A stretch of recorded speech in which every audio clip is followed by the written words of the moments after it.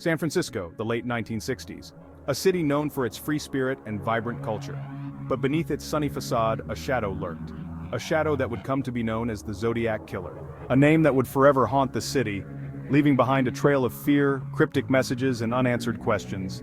Today, we dive into one of the most chilling chapters of this unsolved mystery, the night the Zodiac struck at Blue Rock Springs Park. On the night of July 4, 1969, 22-year-old Darlene Ferrin and 19-year-old Michael Mageau were enjoying a peaceful evening drive. They pulled into Blue Rock Springs Park, a well-known lover's lane, to escape the bustling city and find some quiet. But what they found that night was anything but peace. As they sat in Darlene's car, a second vehicle pulled up behind them. At first it seemed innocent enough. The driver even turned off his headlights, making it appear like another couple just seeking a quiet spot. But within moments, the atmosphere turned deadly.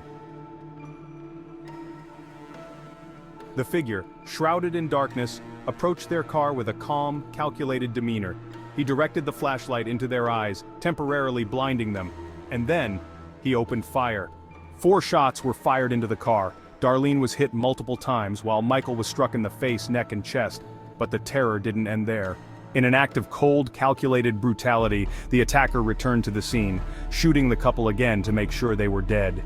He then casually walked back to his car and disappeared into the night, leaving behind a scene of unimaginable horror. An hour later, the police received a chilling call from a man claiming responsibility for the attack. The caller not only described the crime in detail, but also took credit for an earlier murder, the brutal slaying of Betty Lou Jensen and David Faraday just months before. This was the first time the world would hear from the man who would soon become infamous, the Zodiac Killer.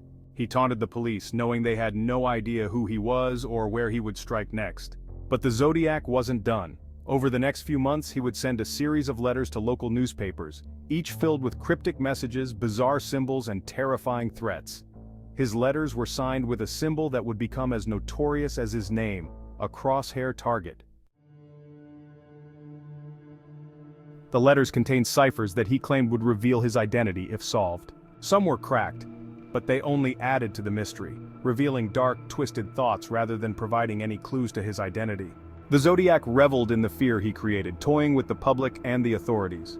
Despite the intense investigation, the Zodiac was never caught. His reign of terror left at least 5 confirmed dead and countless others scarred by fear, but the true number of his victims remains unknown.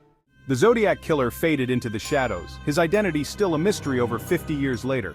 Was he a lone madman, or did he have an accomplice? Theories abound, but the truth remains as elusive as ever. To this day, the Zodiac Killer's case is one of the most infamous unsolved mysteries in American history. He left behind a legacy of fear, a string of unsolved ciphers, and a haunting question: is he still out there, watching from the shadows?